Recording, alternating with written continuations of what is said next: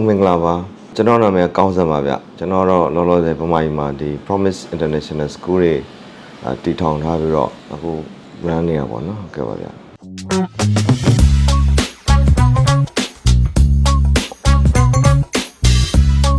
ကျွန်တော်မှာတက်ခဲ့ရတော့ကျွန်တော် master ပေါ့နော်မဟာဘွဲယူခဲ့ရပါဒီ Asian Institute of Technology ဆိုတဲ့တက္ကသိုလ်ကြီးမှာတက်ခဲ့ပါတယ်ကျွန်တော်ယူခဲ့တဲ့ major ကတော့ Industrial Engineering and Management ဖြစ်ပါတယ်ဗျဟုတ်ကဲ့ပါAIT ကတော့သူက International University ကြီးတစ်ခုဖြစ်တယ်ပေါ့နော်ပြီးတော့ကမ္ဘာမှာလည်းဒီအဆင့်လည်းမြင့်တယ်နောက်ကျွန်တော်လိုချင်တဲ့ major လည်းရှိတယ်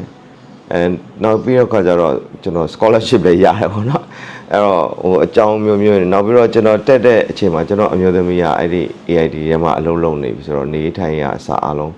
အဆင်ပြေတယ်အဲဒါကြောင့်ကျွန်တော် AIT ကိုရွေးပြစ်တာပါဗျဟုတ် scholarship ကတော့ဒီကျွန်တော်တို့ master ဆိုတော့เนาะ bachelor ပြီးမှတက်ရတာ scholarship လိုချင်တဲ့ခါကျတော့ကျွန်တော်တက္ကသိုလ်ကျောင်းသားဘဝတွေကစာစူးစမ်းရတာပေါ့နော်ကျွန်တော်တို့က scholarship ဆိုတာကဒီပညာတော်သင်ဆုဆိုတော့ထိုက်တန်တဲ့လူမှပေးတာဖြစ်တဲ့အတွက်စာစူးစမ်းရပါတယ်တော့တောင်းတအဆင့်နဲ့မရဘူးပေါ့နော်ကျွန်တော်တခြားပေါ့ဒီသူတို့နှစ်တက်တဲ့ scholarship ပေးနိုင်တဲ့တခြားအချက်လက်တွေပေါ့နော်သူတို့အမှတ်ရနိုင်မယ့်ဟာတွေအဲ့ဒါတွေလည်းကျောင်းသားဘဝတွေကကြိုတင်ပြီးတော့ဖြည့်ဆည်းရပါတယ်ဗျဟုတ်ကဲ့ထိုင်းရတက္ကသိုလ်တွေအများကြီးရှိတဲ့အထက်မှာမှဒီ AIT ကဒီ master နဲ့ PhD ပေါ့နော်အဲ့ဒါပဲပြီးတဲ့တက္ကသိုလ်ကြီးဖြစ်တယ်နောက်ပြီးတော့ very green campus ပေါ့ကျောင်းကအရန်ကိုစိမ့်လန်းပြီးတော့ဧက300လောက်ကျဲတဲ့အထက်မှာဆောက်ထားတာဖြစ်တယ်ပေါ့နော်နောက်ပြီးတော့အဲ့မှာနိုင်ငံတကာ international ကျောင်းသားတွေအများကြီးရှိတယ်ပေါ့ကဲကို international institution ဖြစ်တဲ့အတွက်ပျော်စရာလည်းကောင်းပါတယ်နောက်တစ်ခုကတော့ challenging လည်းဖြစ်တယ်ပေါ့နော်စာတွေကအရန်ခက်ခဲလောက်ရတာပေါ့နော်စူးစမ်းအမှတ်တရတွေကတော့အများကြီးပါတယ်အထူးသဖြင့်ကတော့ကျွန်တော်မိသားစုကအဲ့အထက်မှာ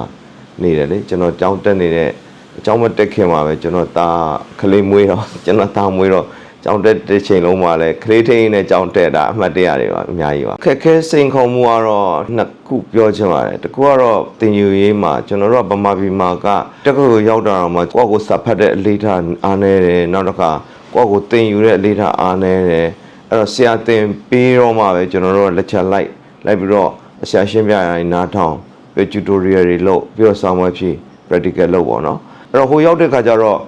ဆရာကစာသင်တာနည်းနည်းလေးပြီးတော့ကိုယ် assignment တွေလုပ်ခိုင်းစာတွေဖတ်ခိုင်းပြီး report တွေတင်ခိုင်းဆိုတော့အစာပိုင်း first term မှာတော်လေးဒုက္ခရောက်တယ်ဘာလို့ကိုကအစင်သင်ဖြစ်မနေဘူးလေသူများတွေအကုန်လုံးစာဖတ်ပြီးမှလာထိုင်တဲ့အချိန်မှာကိုကစာမဖတ်ပဲလာထိုင်တော့သူများတွေလည်းမစွန့်လင်းနိုင်ဘူးဟိုစာဖတ်အားနေတဲ့ခါကျတော့ခုနလိုဆရာက reference တွေပေးလိုက်တဲ့ paper တွေပေးလိုက်တဲ့တော့ဖတ်ဆိုတဲ့ခါကျတော့ကိုကအဲ့မှာအားနေတော့ဟိုမနေစူးစားရတာပေါ့နော်နောက်ပိုင်းတော့ကိုသဘောပေါက်တဲ့အချိန်မှာတော့ကိုလည်းကြိုဖတ်သိမလား discussion တွေမှာလည်းလောက်ပါညာဆိုတော့အဲ့ဒါတော့ second term onward ကတော့အဆင်ပြေသွားတယ်နောက်တစ်ပိုင်းကတော့ကျွန်တော် scholarship ရတယ်ဆိုမှပဲ full amount မရဘူး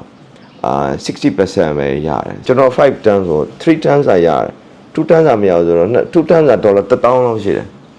ငွေကြေးရလဲအဲ့ဒါပြောမယ်ဆိုရင် challenging ဖြစ်တာပေါ့နော်အဲ့တော့ကျွန်တော်ခရင်ဖြစ်တဲ့အတွက်ကျေးဇူးတော်ပါပဲဘာလို့ဆိုကျွန်တော် partial scholarship တွေလိုက်လျှောက်တဲ့အခါမှာနောက်ထပ်9000လောက်ထပ်ရတယ်နောက်မိသားစုက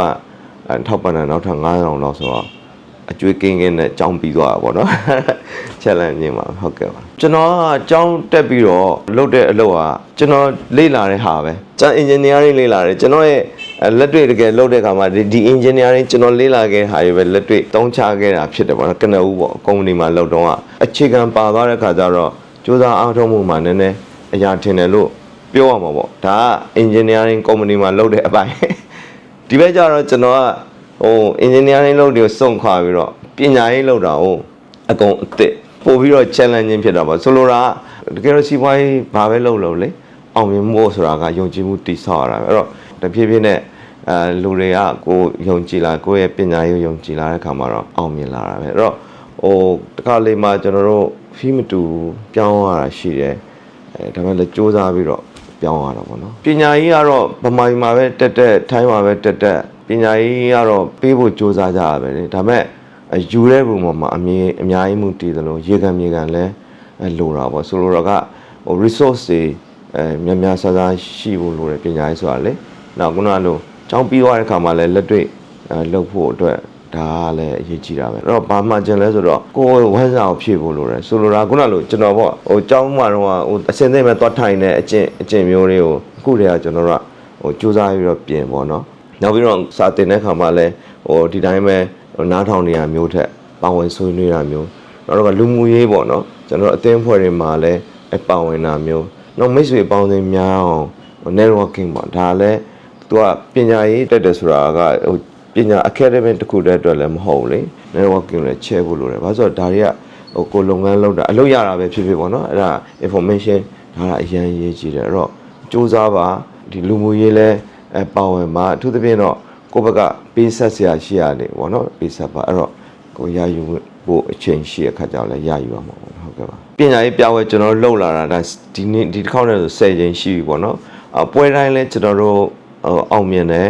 အဓိကကတော့ကျွန်တော်တို့ကထိုင်းတက္ကသိုလ်တွေရဲ့ငကစ်နိုင်မယ်ကြီးထိတ်တန်းတက္ကသိုလ်တွေရဲ့ကိုယ်စားလှယ်တွေကိုယ်တိုင်လာပြီးတော့ဒီမှာ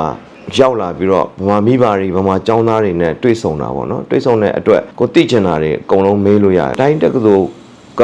တကယ်တောင်းရှိတချို့ဆို vice president တို့ president တို့ကိုယ်တိုင်လာတာနောက် scholarship တွေလည်းအများကြီးပါတယ်